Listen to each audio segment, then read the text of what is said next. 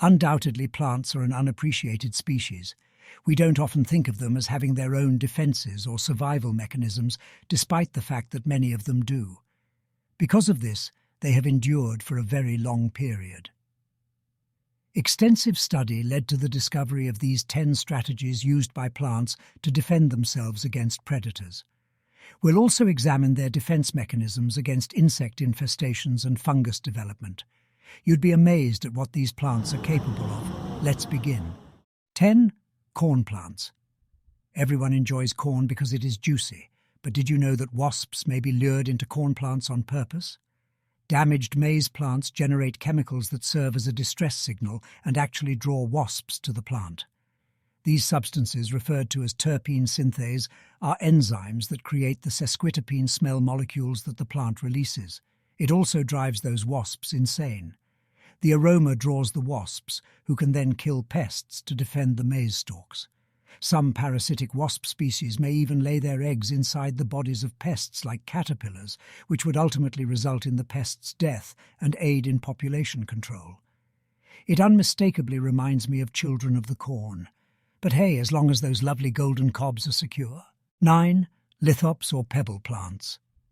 There are times when a great costume serves as the best defense. That really holds true for this particular plant as well. Lithops, sometimes known as pebble plants, are exceptional adaptations that can imitate stones, allowing them to blend in with their rocky and arid surroundings.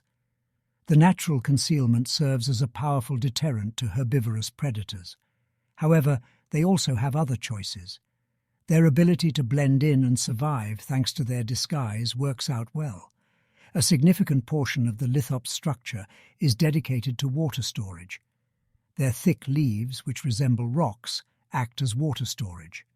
The plant's versatility may allow them to flourish in regions that are prone to acute drought and water scarcity.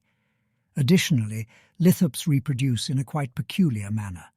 Because they are self-sterile plants, they rely on pollination to produce seeds. A hydrocastic fruiting capsule with 4 to 8 chambers houses the seeds. These capsules only open when they come into touch with moisture, such when it rains. Rain sprinkles the seeds anywhere from a few inches to several feet distant from the parent plant, making it crucial for seed dispersal. Any seeds that survive the storm are safeguarded until the next time it rains, at which point the capsule shuts once the seeds have dried. It disguises itself in a classic rock outfit to escape being eaten, keep hydrated, and carry on reproducing while it is concealed. That is one clever rock. 8. Asparagus berries. No matter how delicious the hollandaise-covered stalks seem, keep in mind that asparagus berries are poisonous. Sapogenin, a steroid that is poisonous to dogs and cats, is present in the berries of the asparagus fern. This serves as a defensive strategy, serving to remind animals not to consume the plant. For the most part, animals, that is. However, these berries can cause vomiting, diarrhea, and/or stomach pain in dogs and cats if they eat them. If an animal is exposed to this plant frequently, allergic dermatitis, skin irritation, may develop. And vomiting and stomachache might occur if you eat more than 5 to 7 ripe berries quickly. In order to prevent accidental intake, keep asparagus fern berries away from children and dogs. Depending on the severity of the symptoms, several treatments can be used to treat asparagus berry poisoning in people. Get medical help right away if you think you or someone you know may have consumed asparagus berries. Following are some general recommendations for treating human poisoning from asparagus berries. Make someone puke. If the berries were recently consumed, making someone vomit may aid in getting the berries out of the stomach. If the patient is unconscious or convulsing, do not make them vomit. To help the body purge toxins, drink plenty of fluids. Seek medical attention. Visit a doctor as soon as possible if the symptoms are severe. Activated charcoal or other treatments may be given by the doctor to eliminate the poisons, depending on the circumstance. 7. Broccoli. Broccoli is perhaps one of the tastiest vegetables and may be made into little trees for fun. But this power plant has a cunning method of protecting itself from being devoured. Sulforaphane may be found in broccoli. Many cruciferous vegetables, including broccoli, cabbage, cauliflower, and kale, contain sulforaphane, a naturally occurring plant component. Sulforaphane acts as a natural defense against pathogens and pests in the broccoli plant. Fortunately, sulforaphane is a fantastic supplement to the diet for humans. It is widely known that the chemical protects cells from oxidative stress and demonstrates chemoprevention in a variety of ways. Another antioxidant that fights inflammation and neutralizes free radicals is sulforaphane. Boiling broccoli does not destroy the health benefits of sulforaphane since it is heat-resistant. Broccoli is said to be a fantastic source of sulforaphane, which has been linked to improved digestion and heart health. 6. The shy plant or Mimosa pudica. If you are an introvert, you will certainly be able to relate to this plant's defense mechanism. The Mimosa pudica plant, often known as the sensitive or shy plant, protects itself against pathogens and environmental hazards. On the leaves of this plant are microscopic hairs that are very responsive to touch, temperature, and motion. When touched, its leaves fold inward and close, making them look dead. The folded leaves repel predators as they are less likely to view the plant as a potential food source. Additionally, they close at night since everyone, even plants, needs to get enough sleep. The second strategy employed by the Mimosa pudica plant is chemical defense. When the roots of this tropical flowering plant are disturbed, an unpleasant odor that resembles bodily waste is released. It essentially has a sulfurous odor. This olfactory response produces a vegetational alarm system that serves to warn of potential threats. It may also activate or enhance these skills in response to predators or other stresses, providing flexible protection. Additionally, the sensitive plant can communicate with surrounding plants by exchanging volatile organic compounds, VOCs. These compounds cause physiological reactions in the nearby plants, which serve as alarm signals and improve their crisis preparation. Despite their reserve, they are nonetheless active in the plant world. 5. Chili peppers. Could you withstand the heat? The chili peppers wagers that you cannot. They're less worried about getting eaten than they are about avoiding fungus. But the underlying idea remains the same. Actually, some chili peppers develop their spiciness as a defense mechanism against a fungus that enters through insect-caused punctures in the outer skin. The fungus, which belongs to the vast genus Fusarium, obliterates the plant's seeds before they can be consumed by birds and dispersed extensively. These peppers are protected against fungal infection by the compounds called capsaicinoids, which are also what give them their hot flavor.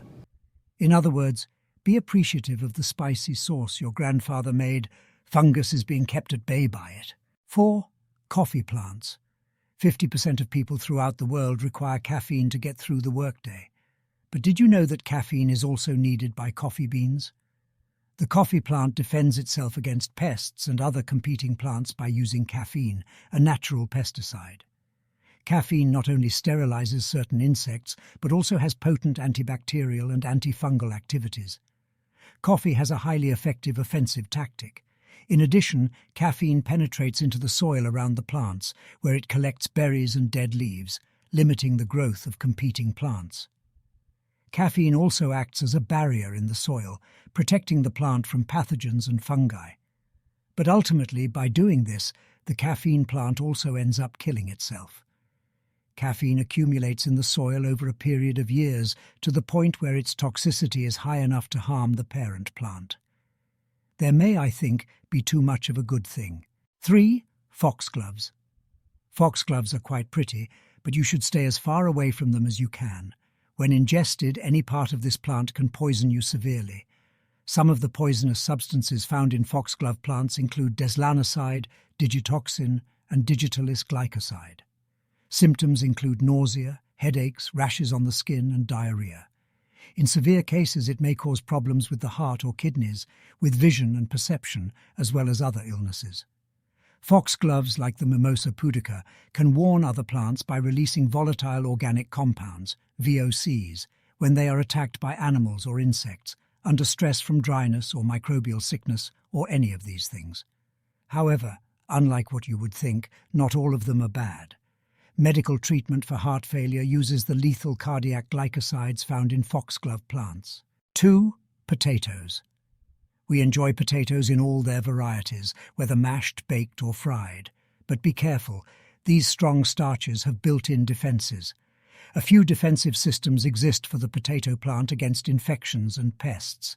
It produces a wide range of chemical compounds that serve as herbivore and pathogen inhibitors. Among these compounds, the alkaloid solanine has potentially dangerous properties. Large amounts of solanine may be lethal to both humans and animals due to gastrointestinal issues. The potato plant has tiny hairs called trichomes on its leaves.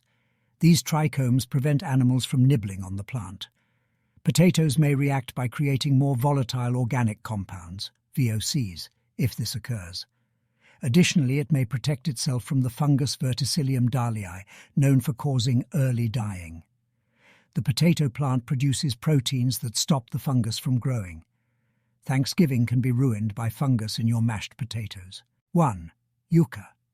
The yucca or cassava root has cyanogenic glucosides as one of its main defensive mechanisms. Linamarin and lotostralin are two cyanogenic glucosides found in the roots, peels and leaves of the cassava plant. Linamarase, a naturally occurring enzyme present in cassava, degrades these substances and releases hydrogen cyanide, HCN. Similar to a mother-in-law, cassava toxicity can vary. Depending on how many of these chemicals are found in the root, some will seem more bitter or sweet. However, researchers want to change that.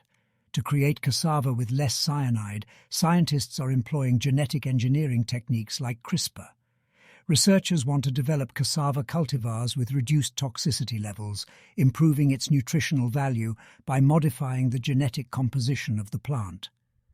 Breeders have also effectively developed cassava plants through selective breeding that are more resistant to degradation after harvest, leading to improved quality and longer shelf life. I'm aware of what you're thinking. You might be asking yourself, why do they even sell yucca if it's so dangerous? So hopefully by the time it arrives on your dinner plate, it will have been processed to be safe to eat.